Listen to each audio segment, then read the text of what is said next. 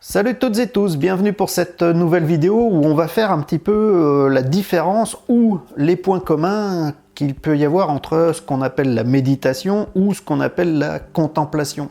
Est-ce que c'est la même chose finalement? Est-ce que c'est différent? La méditation, souvent en Occident, surtout pour les gens qui ne pratiquent pas, on a tendance à croire que c'est une forme de réflexion, parce que souvent on dit méditer sur ceci, méditer sur cela, méditer là-dessus. Mais en fait, dans ce qu'on en pratique nous dans le bouddhisme zen, c'est-à-dire le zazen, méditation assise dans la forme du bouddhisme zen traditionnel, ce n'est pas du tout une méditation sur quelque chose, c'est justement, on appelle ça le zazen, une méditation sans objet, c'est-à-dire que, à part d'être présent à sa posture et à sa respiration, ce qui nous ramène à l'ici et maintenant, à l'instant présent tel qu'il est, puisque si on est présent à notre posture, on est présent à ici, et si on est présent à notre respiration, on est présent à maintenant.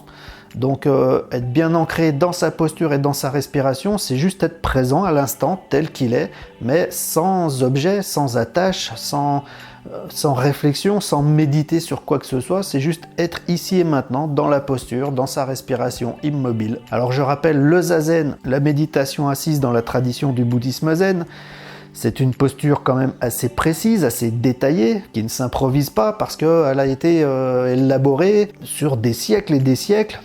C'est la méditation qui était partie du nord de l'Inde, par le Bouddha historique, Shakyamuni, qui a évolué, qui a été transmise en Chine, qui a été pratiquée très longtemps en Chine, qui a été transmise au Japon, qui a été pratiquée très longtemps au Japon, avant d'arriver jusqu'à nous en Europe, par essentiellement Maître Deshimaru, mais pas que. C'est donc une posture précise qui a été pratiquée par d'innombrables personnes sur des siècles et des siècles, et donc c'est toute une tradition, une expérience, un savoir-faire.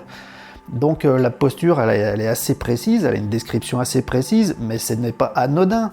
C'est parce que, notamment en étant passé par la Chine et tout ça, c'est un équilibre physiologique du corps humain, avec l'alignement des chakras, des méridiens, tout ça. C'est une posture qui amène un équilibre énergétique, postural, sur l'ensemble de la posture, de la tête aux pieds, et qui amène un équilibre et qui permet surtout de rester immobile longtemps. C'est ça aussi la clé. Donc le zazen, on est assis sur un petit coussin, sur le zafu, ce qui permet d'avoir le bassin un peu plus haut que si on était posé au sol, ce qui permet que les genoux plongent dans le sol, et donc les deux genoux sont ancrés dans le sol. Et donc, comme on est assis sur un petit coussin et que les genoux plongent dans le sol, il y a une petite bascule du bassin vers l'avant, très légère, ce qui permet de mettre tout le dos droit posé sur l'aplomb, sur le centre de gravité, dans la détente. Et c'est une posture qui s'allonge dans la détente. Il n'y a pas d'effort musculaire, c'est pas une posture volontaire, c'est une posture d'ouverture, de déploiement dans la détente. Avec les mains qui forment le mudra du zazen, avec donc le dos droit, les épaules relâchées, détendues, les bras le long du corps, les mains contre le bas-ventre, les paumes vers le haut, juste en dessous du nombril, vers le hara, et le menton rentré, la langue posée contre le palais et le regard posé, c'est-à-dire on n'a pas les yeux fermés, on a les yeux mi-clos, ouverts, mais sans objet d'attention en particulier, le regard est simplement posé, sans s'attacher à quoi que ce soit. Et ensuite, toute l'attitude du zazen, c'est donc dans cette posture qui a un certain équilibre, qui est assez droite, qui est dans le déploiement mais dans la détente, avec les genoux enracinés au sol et la tête qui monte au ciel finalement. Tout ça, c'est dans la détente, il n'y a pas d'effort musculaire. Et au niveau de l'esprit, c'est comme le corps. En fait, le corps et l'esprit ne font qu'un. Et cette attitude du corps harmonieuse, noble et détendue va conditionner en fait l'état d'esprit qui va être en rapport, c'est-à-dire détendu. Et pendant le zazen, donc c'est une méditation sans objet parce que on laisse tout passer, on ne saisit rien, on ne rejette rien, que ce soit les pensées, les émotions, les sensations, les bruits environnants, les choses qui peuvent se passer dans l'instant présent, que ce soit dans le corps ou en dehors du corps, tout ce qui peut se présenter, on laisse passer sans entretenir, c'est-à-dire sans attraper pour en faire quelque chose, sans rejeter parce que ça nous plairait pas puis qu'il y a une forme de répulsion. On est ni dans le rejet, ni dans la saisie. On est simplement dans la présence, sans jugement, donc en laissant tout passer. C'est une simple présence à l'instant, tel qu'il est, finalement au-delà du mental. C'est ce qu'on dit qu'après on rentre dans Ishiryo, c'est-à-dire la pensée non pensée, c'est-à-dire les choses sont, mais il n'y a plus personne pour s'identifier, pour entretenir ces choses, pour les faire vivre. Elles se contentent d'être ce qu'elles sont, et finalement le zazen c'est une posture d'observation, sans finalement qu'il n'y ait plus d'observateur, il n'y a que l'expérience non jugée, non saisie, non rejetée. C'est un peu tout ça le zazen. Mais donc, comme je le dis tout le temps, il faut absolument, si vous débutez, que vous êtes un peu autodidacte, il faut absolument rejoindre une sangha, aller pratiquer dans un dojo, dans un groupe de zazen près de chez vous, faire des sesshin dans des temples, etc. Mais il faut absolument rejoindre une sangha parce que le zazen, aussi simple soit-il, comme ça sur le papier, simplement s'asseoir, c'est compliqué à saisir au début et on peut très vite faire des interprétations erronées, puis surtout avoir une pratique qui est un peu erronée sans même qu'on s'en rende compte, et puis finalement dériver sans même s'en rendre compte. La Sangha, c'est super important, c'est un des 3 trésors, Bouddha, Dharma, Sangha, parce qu'elle nous guide, elle nous encadre et elle nous montre la voie chaque fois qu'on dérive, chaque fois qu'on fait un pas de travers et qu'on s'en rend même pas compte. La Sangha, elle est là pour ramener sur la pratique, puisque tout le monde est dans la pratique. C'est important, surtout pour comprendre le zazen et le pratiquer convenablement, d'aller rejoindre une sangha pour pratiquer. Mais donc il n'y a pas que la méditation, sans doute. Enfin, la méditation ne s'arrête peut-être pas que à l'assise. D'ailleurs dans le zen, il y a ce qu'on appelle le samu, j'ai fait une vidéo spécialement là-dessus, c'est la deuxième pratique principale, il y a le zazen, la méditation assise, et il y a le samu, c'est une grosse pratique dans le zen, et finalement c'est la même méditation, mais dans l'action, dans le quotidien, dans la réalité de la vie de tous les jours, pragmatique, sans laisser de côté cet état méditatif. C'est la méditation active, le samu finalement, mais là je vous invite à regarder la vidéo qui est spécialement là-dessus justement.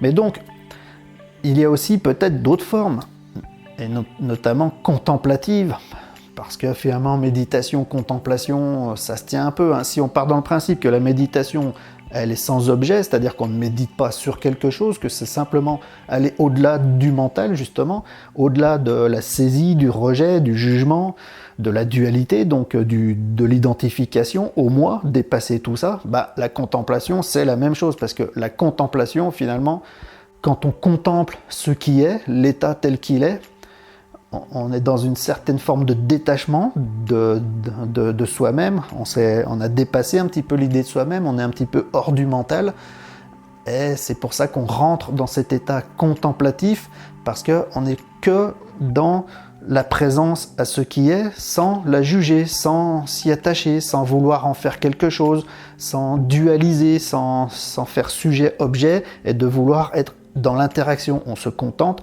de contempler telle qu'elle. Et pour ça, il y a par exemple aussi la forme sportive. Ça, dans le zen, on n'en parle pas. Moi, ça, c'est mon expérience personnelle parce que je suis un gros sportif.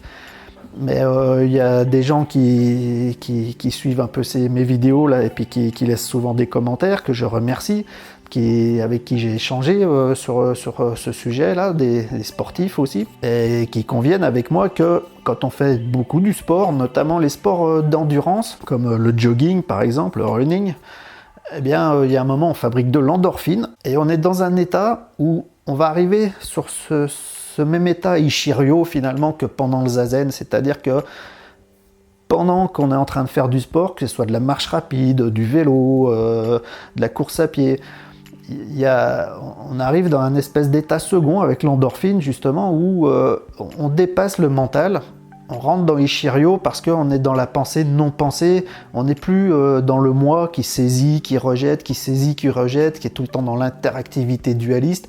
On est simplement justement rentré dans cette contemplation de l'instant, dans toute son unité, dans toute sa globalité.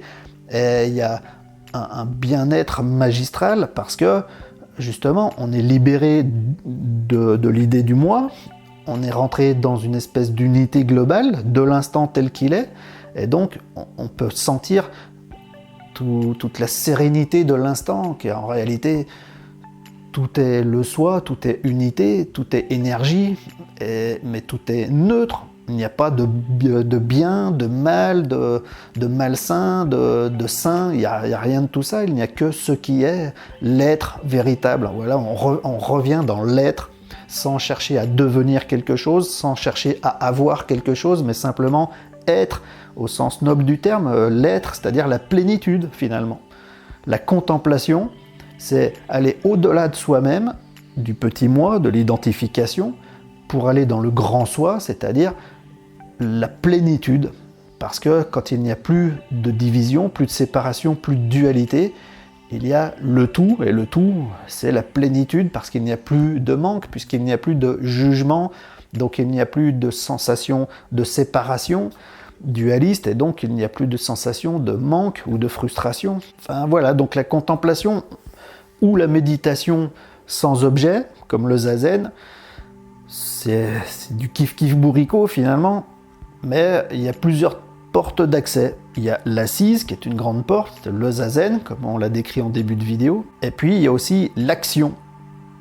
Parce que le zazen, finalement, c'est l'action du non-agir, et puis les autres formes, ce serait finalement le non-agir dans l'action, c'est-à-dire une action désintéressée, juste l'action, mais mushotoku, c'est-à-dire sans esprit de profit, sans attente, juste l'action pour elle-même, comme le fait qu'on respire. On n'attend rien du fait de respirer, on n'est pas conscient de respirer toute la journée dans la vie de tous les jours, c'est un automatisme qui est naturel, qui est là spontanément.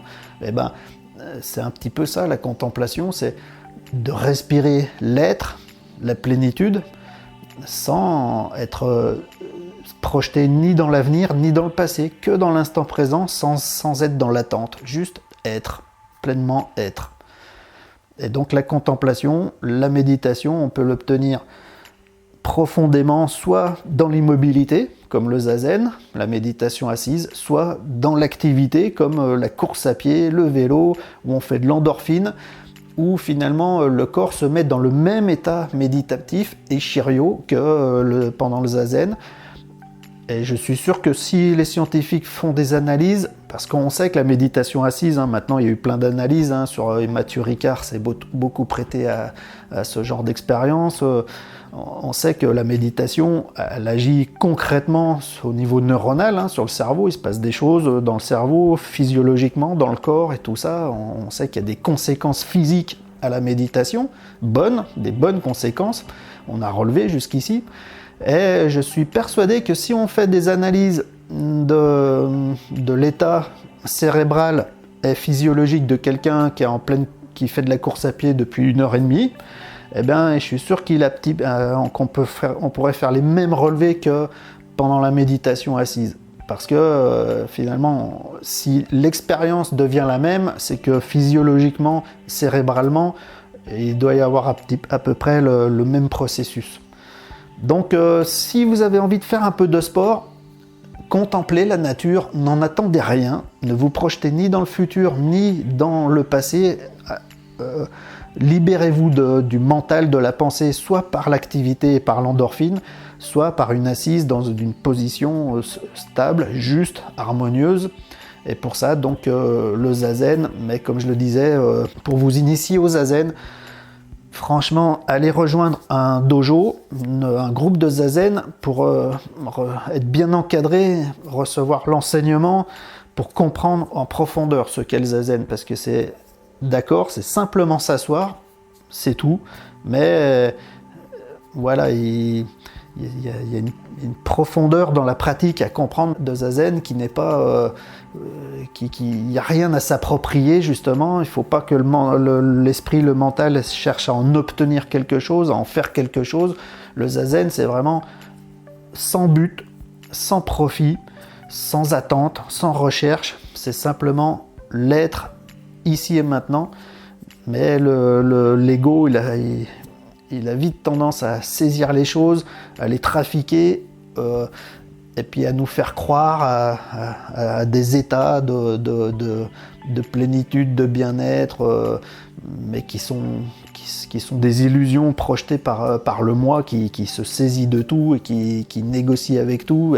Et ça, on s'en rend pas compte, c'est le moi qui trafique tout ça. Donc la Sanghya nous sert à nous remettre dans le droit chemin quand on se rend pas compte qu'on est en train de dériver finalement. Et je vous promets par expérience que c'est très important. Donc voilà, la contemplation, la méditation, le sport, c'est très bien. Moi, j'en fais tous les jours l'expérience pratiquement. Je vais tous les jours faire du sport et tous les jours, je suis en pleine contemplation. Et je vous promets que pendant mes périodes de sport, je suis vraiment dans les chariots comme je peux l'être pendant le zazen. C'est pareil, je vois pas de différence. Parce que c'est le même état d'esprit, sans jugement, sans attente, sans rejet, sans saisie, sans juste être ici et maintenant, sans qu'il n'y ait plus vraiment d'identification, plus de mental pour juger, donc plus de séparation, juste un tout qui dit même pas son nom. Et voilà, c'est la plénitude du moment. Alors ça, forcément, on ne le conserve pas tout le temps, ce serait l'idéal. C'est pour ça que c'est une pratique et que ce n'est jamais acquis. Le zen, c'est une pratique. Et on dit bien que ce qui compte, c'est le chemin en lui-même. C'est pas là où il nous mène. Il nous mène nulle part finalement. Il n'y a jamais rien d'acquis. C'est la pratique qui compte au quotidien. Et les gens qui pratiquent depuis des années, même s'ils sont maîtres, qu'ils ont reçu la transmission et tout ça, ils continuent à pratiquer comme tout le monde. Ils font zazen, ils font le samu. La pratique s'arrête jamais parce que il n'y a rien à obtenir. C'est la pratique en elle-même qui est la voie, quoi. La voie est pratique, mais la pratique n'est pas un but, c'est Musho Toku. Et donc l'assise, c'est la même chose, et quand vous faites du sport, vous pouvez rentrer dans ce même état d'esprit. Voilà, j'ai été un peu long, mais c'était un partage qu'on m'avait demandé, puis que je comptais faire aussi de mon côté, donc c'est fait. Sur ce, je vous donne rencard pour un prochain thème, soit sur le zen, soit sur la nutrition, soit sur le sport, hein, puisque sur cette chaîne, on s'occupe du bien-être corps et esprit en unité. Si vous avez kiffé, mettez un petit like pour booster un petit peu la visibilité de cette vidéo, partagez-la sans compter pour booster la visibilité de cette vidéo. Parlez de la chaîne, abonnez-vous si vous découvrez par cette vidéo que vous avez envie d'en savoir plus, d'être notifié des prochaines publications. Et puis voilà, laissez des questions, des commentaires sous la vidéo si vous voulez un peu plus de détails, tout ça. Sur ce, je vous remercie pour votre présence. Ciao, bye, à la prochaine, merci.